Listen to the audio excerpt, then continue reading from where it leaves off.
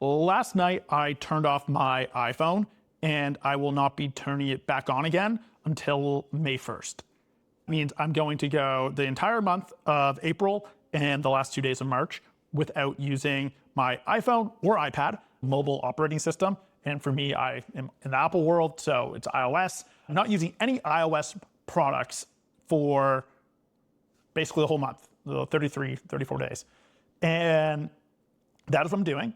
And the reason why I'm doing it is a few reasons. Reason is that mobile operating systems, iOS, has become so deeply ingrained in all of our lives is I kind of just want to see what happens when you break free from that ecosystem.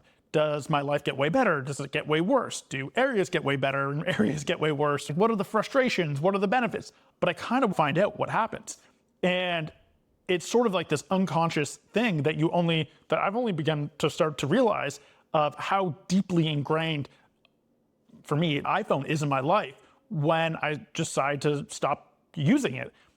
So I started this, I went to bed, I don't know, I turned off my phone, and so we're 12 and a half hours into it. This is 10 o'clock right now, 10 a.m. And things that it has already affected in my life is almost embarrassing, so every night I would go to sleep and I would listen to The Office.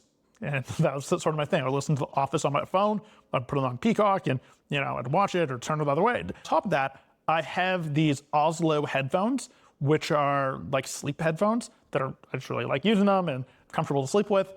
And those have an app, and you have to connect to that app. And so I couldn't do either of those things. No Office. And so actually the headphones were able to work without my iPhone. I was able to connect them through my Apple Watch. I wasn't sure if this was going to happen, but it did. But I wasn't able to listen to The Office, so I decided to go to Apple Music and I just listened to some sleep sounds. I was like, all right, this is what I do now, I guess. So I woke up, Apple Watch gave me an alarm. I was like, okay, this is great. And went to the gym. And when I went to the gym, typically I sign into the gym or check in, whatever, through the app. It's Equinox app. You can go in and you can press check in and whatever. But I couldn't do that. So instead, I go to the front desk and I gave the person my phone number, and she was like, great, no problem. And it was really a big deal. Did give an opportunity to interact with the person at the front desk, which I've been in this gym for 5 years, and I never talk to the people at the front desk because I just press the button on the app and walk on in. Today was just a little human interaction, which kind of nice. So that happened. And then when I'm at the gym, it's a little bit different because all the time when I'm at the gym, I'm scrolling on Twitter between my sets. I don't have Twitter anymore, and a whole totally different feel where I was just staring around and looking around. And what I did find myself doing is my gym has an outdoor area, and working out in the outdoor area was a lot nicer because, you're outside, you can look at the trees and the cars and the people and all that kind of stuff. It was just a little nicer to be inside, where when I don't have my phone. Typically, I wouldn't really care so much. Today, I was like, outside is nicer. I'll find an excuse to do an exercise out there.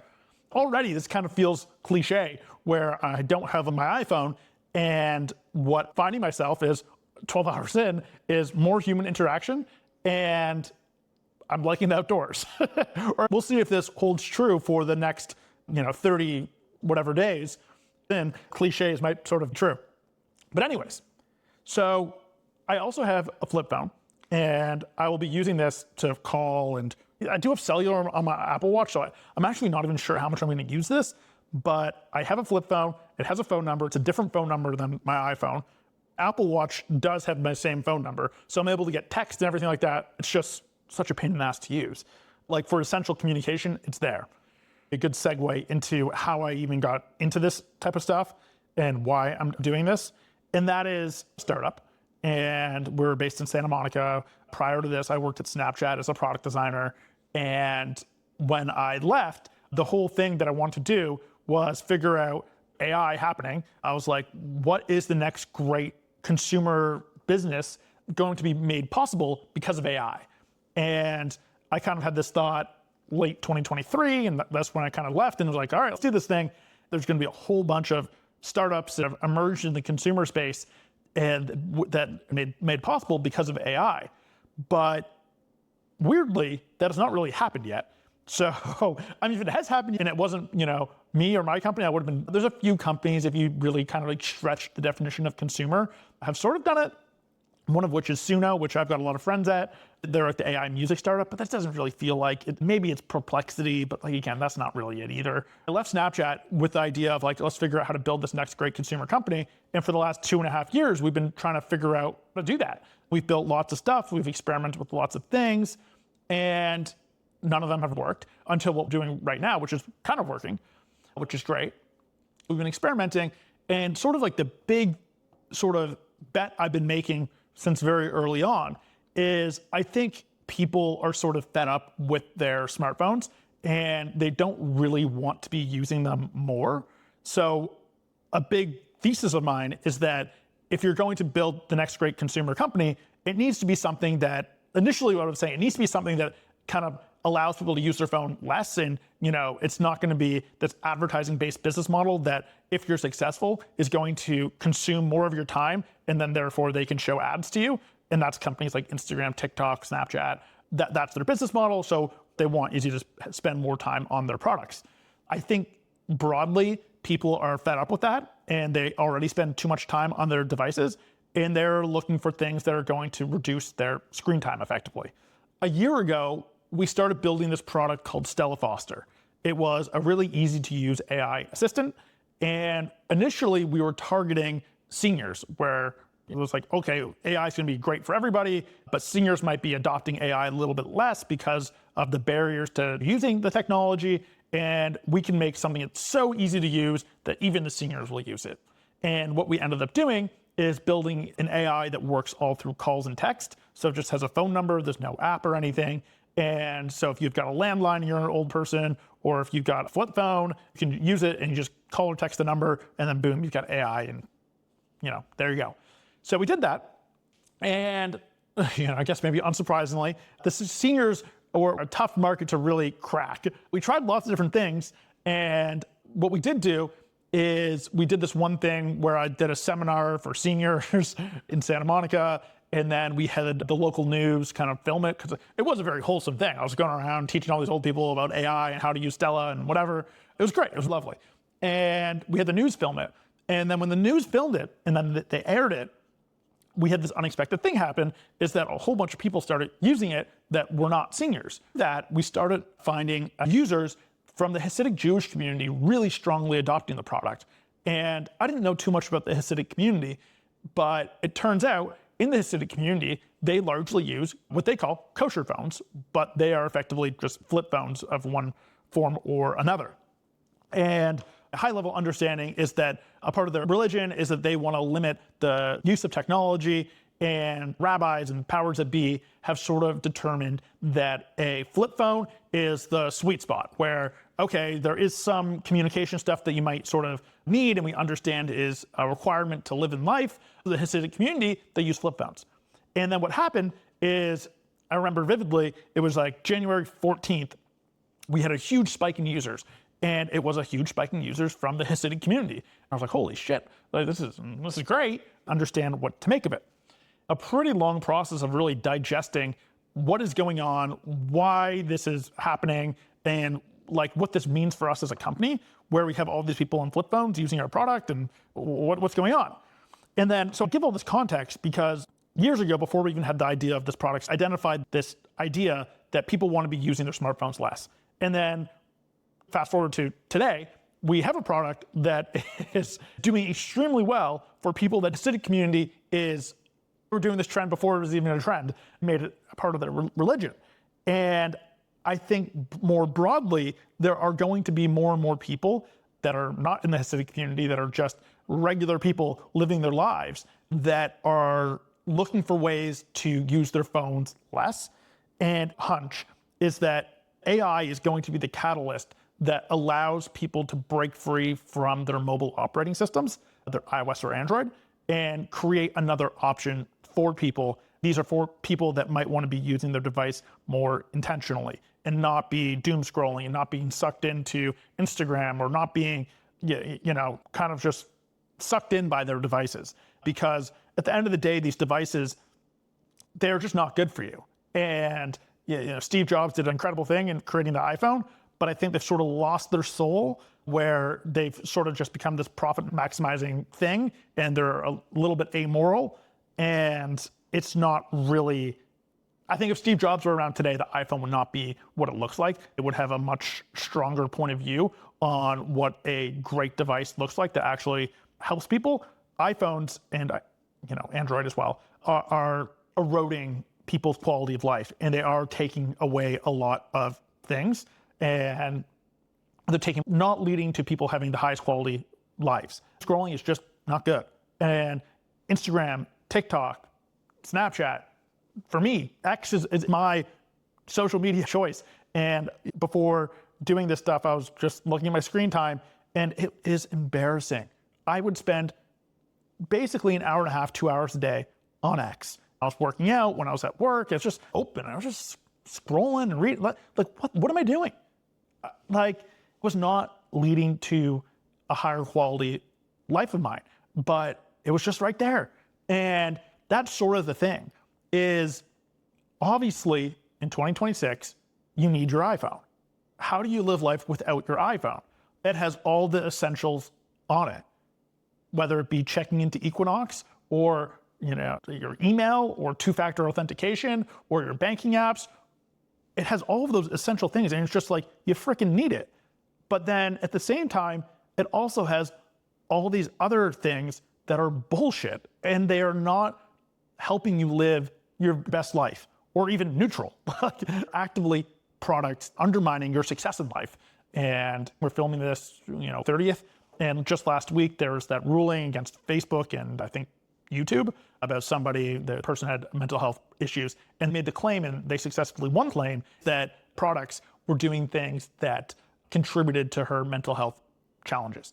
And I really do think this is a thing that is popping up and really becoming a much more mainstream cultural thing, is people are realizing that smartphones, for all of the incredible things that they offer, there are downsides. And I want to be doing this experiment to sort of see what life is like if you do not have an iPhone, if you do not have a mobile operating system, because I think that is a future that is really exciting and really, really positive, is if you can build a new kind of operating system that does not actively undermine people's success in life and them being the best versions of themselves. And right now, I believe that iOS does do that. And they do it through being amoral. Like, they don't really have a point of view, and they just let TikTok and Instagram and all these companies just do whatever the hell they want, which is fine. In the free market, of course you can do that. But Apple's a company, and they can make a choice. And that's why I was saying the Steve Jobs stuff before, where I don't think if he was running the company, he would be making the same choices that the leadership has made over the last 15 years at Apple. But yeah, so it's really just like, can we make a new kind of operating system that does contribute to people living their best life and doesn't actively undermine them? That is sort of like the big consumer opportunity that I'm seeing as a business, and that is how we see people that are using Stella on flip phones today kind of use it. It kind of looks like they're an operating system where they're calling Stella and asking for the weather and directions and all this kind of stuff. But it wasn't really designed for that at the outset. So a part of this experiment is trying to see what happens when you stop using iOS or Android. Where do things break down? And at the very least, for me, from a product perspective, I think it's going to really inform what gaps we need to fill with our technology to better, enable this sort of future. And how do we get two-factor authentication to work? I don't know, but maybe we should be thinking about that. Or how do we get music to work? Or how do we get I don't know. There's a whole Equinox and the long list of the long tail of thousands of apps. For me, it's like my Oslo headphones. Not many people use those, but I do. But everyone has their 3 or 4 or 5 apps that are just oh, I use this random little thing for my unique thing in life, and I love it, and it's actually essential to that individual. And every person's got their own 2 or 3 versions of those. And how do we make it so that you can sort of get that on this other kind of experience? Because the big thesis here is that mobile operating systems, iOS and Android, they have all of the utilities and the absolute essentials. And that is things like the messaging apps, music, banking apps, two-factor authentication. They've got all of that stuff. And I think we can all agree that that is sort of essential to how we live life. And they actually make life easier and better. And there's no negative to having those things. They're all fantastic. But the issue is that they are mixed in with the things that are actively undermining your life. That is the TikToks, Instagram, Snapchat, X, all these things where, and it's not like they're evil companies. I worked at one of those companies. I was a product designer at one of those companies doing all this stuff. It's not like I hate them. It's not that, but it's just the reality is that as a society, I think we've come to a point to realize that it's just like, this is like great. Like looking at scrolling on TikTok is like, it's like great. You can see all these cool, interesting things and find people with a similar interest and learn and whatever. But like when you do that for 2.5 hours every single day, it's just like, I don't like this might not actually be all that good. And, I got 24 hours in a day. If I'm spending 2.5 hours of that scrolling on TikTok, like there's some diminishing returns, and you hit that point of diminishing returns several hours ago. Then you do it every single day. And that's sort of going on. And what I want to do is, build my company, build Stella into a product that can create this alternate future for people where if you want to live a more deliberate life and, not be sucked into these negative things, can we create a product that have all of the essentials, or as many of the essentials as possible? That's your banking app, music, messaging, the essentials, but not any of the bullshit that is taking away from your quality of life. Can we do that? And if we can do that, I think there's gonna be a great product in the world. Like I'm very excited about that. And step number one for me, was like building Stella. I'm like, we're already past step number one. But now to get to the next step, I'm doing this experiment where I'm not to use iPhone for 30-ish days. And we're gonna see what happens. Where do things break down? How does it make me feel? How does it make the people around me feel? Things improve, what things get worse? And then the things worse, how do we, because we've got a company here, how can we do things from a technology standpoint to make them better so that it's not like you're losing so much if you decide to live a life like this? So that's sort of what we're doing and why I'm doing this experiment. And to be very clear, the rules of this experiment are I can use my Apple Watch and I can use my laptop as much as I want. There's no restrictions. The point is to not use iOS, to not use any mobile operating system for the whole month of April and the last 2 days of March. The whole point of this experiment, and just see what the hell happens. And already it's been kind of interesting to see cliche stuff is sort of true, where you go to Equinox and you want to go spend more time outside to work out, and you talk to the front desk where you otherwise wouldn't. It's kind of nice. It's not bad, making my life worse. But yeah, we're just hours into this, and every single day I kind of want to just do a little report of what I'm learning and what's going well, what's not going well. I'm very curious to see how things go. I think it's going to be an exciting experiment. I think we're going to learn a lot. Like already, guys, we need to build a Stella app for the Apple Watch because Siri sucks. And I'd love to be able to call Stella and just have her a good AI assistant. It would be really great if it was just native on the Apple Watch. So already the ideas are coming through, which is nice. Sort of factors that are going into why I think this is really exciting. The first two I've already touched on. One is the cultural frustration of people spending all this time on their phones and them sort of coming to a realization that it's not always serving them and living their best life and actually deteriorating their life in some ways.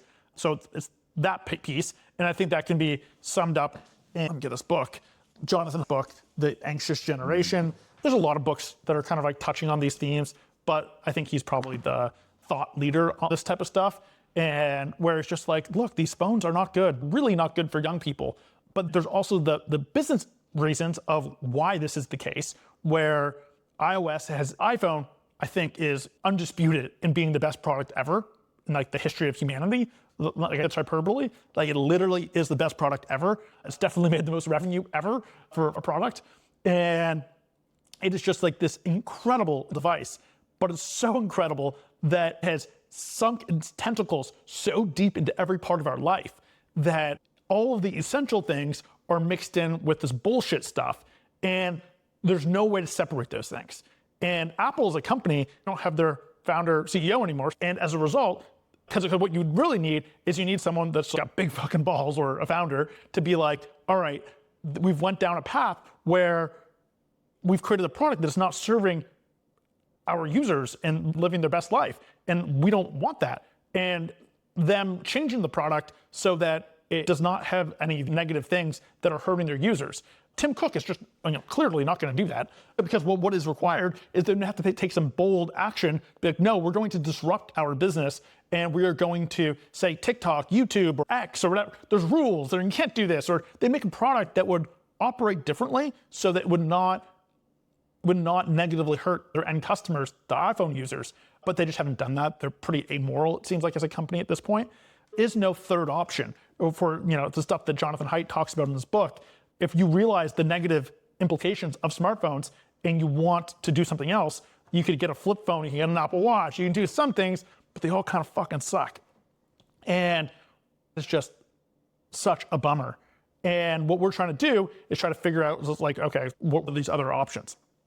The point is that there's these business reasons why Apple's not really incentivized to disrupt themselves, Google, and what the consumer really wants is a healthier alternative. I heard of something where someone cocaine phone and their kale phone had all like the good stuff, and the cocaine phone had all the not good stuff. There should be more efforts into creating a kale phone, a phone that's actually good for you. But there's just all these business reasons why it's hard to do. And that's what we're trying to figure out, like do that. The first two reasons. One is like the social stuff that's in the book. Two is the business reasons. And then the third reason why this is an interesting time to be doing this is AI. Because everything we just talked about, you have all these apps, the long tail of apps that are actually useful. They help you with your life, and they're just like an essential ingredient to living life. There's a long tail of them. I've got 4 or 5 of them that are like my things that are from Equinox to the Oslo app to a handful of others, like music and all these other like more popular mainstream ones that are just like essentials. And like no one has a negative feeling towards any of these apps, and you need them. The reason this relates to AI is the most incredible thing that's happened in my lifetime, but it can do many things. One of which, its ability to create software. And AI is so freaking good at making software. And over the next few years, it's going to get even better, and it's going to change every aspect of our lives. Makes it so that iOS and Android are, for the first time, susceptible to disruption. Because the thing that has kept iOS and Android kind of impenetrable is all the apps. Because you could say, oh, I don't want to use my iPhone anymore, but then how the hell do you get into Equinox? How the hell do you get into your banking app? How the hell do you use two-factor authentication? How do you board your flight? How do you do all this other kind of stuff that is just like you need to do it to live your life? And that is what makes it so that no one ends up really leaving the iPhone ecosystem. They're like, all right, I might be enough of this bullshit with TikTok and Instagram, and they don't want any of that kind of stuff. But there's no alternative for them to go to. There's nowhere to switch, because it's just like, well, I also need my banking and Venmo and all this kind of stuff. I'm not going to give up all that type of stuff just to escape the TikToks and Instagrams of the world. But AI, for the first time, can sort of make this possible, because when you can just be like, oh, I need a banking app, or oh, I need whatever. I know this is not the reality today, but then theoretically, AI could kind of just invent these apps on the fly, or make it so that all this stuff just works, and that the app lock-in that iOS and Android have may not be true, or may not remain to be true over the next few years as AI starts, advancing more. And really, it's sort of like the second order effect of AI, where companies like Amazon might just make it so that you don't need to use the Amazon app, because no one has a problem with Amazon. It's just, or from like a consumer point of view, yeah, I want to buy a thing and get the thing. And Amazon, sure, they got an Amazon app, but if enough people are like, oh, I want to order through this like other way where you just like talk to my AI, they're like, sure, like they don't care. They're not married to the app. And I think that will play out many times. Same with like Venmo and banking apps and all this other kind of stuff. They're just trying to serve their customers. And apps just happen to be the most, where most people are. And sort of this like catch-22. But if more people start demanding another solution, these companies are going to be happy to make the information available. So if you had like a different kind of device that was able to create these apps on demand for you or like whatever, you could just manifest it, but then you need the information from Venmo or Amazon so that it can all just sort of like happen and the AI can deliver what it is that the customer wants a little bit to make that a reality. But that's crazy. Like 15 years ago, no one had an app really. Now all the companies have apps. Like things can change. And I think AI is going to be the big thing that sort of makes these businesses, Apple and Google with Android, susceptible for the first time because their primary lock-in is apps. And I think AI makes it so that apps are no longer as necessary. And sort of the thing I want to explore is putting all this stuff together. So that's what we're doing. I'm going to spend the next 33 days, I think, without an iPhone or any mobile operating system to really live this and to see where the gaps are, to see what is nice about it, what is really bad about it, and go from there. So every single day, I will be making a video like this, kind of updating you on what is going on, what's going well, what's not going well. And yeah, I'm pretty excited about this. So stick around for the journey, I guess. But this should be fun.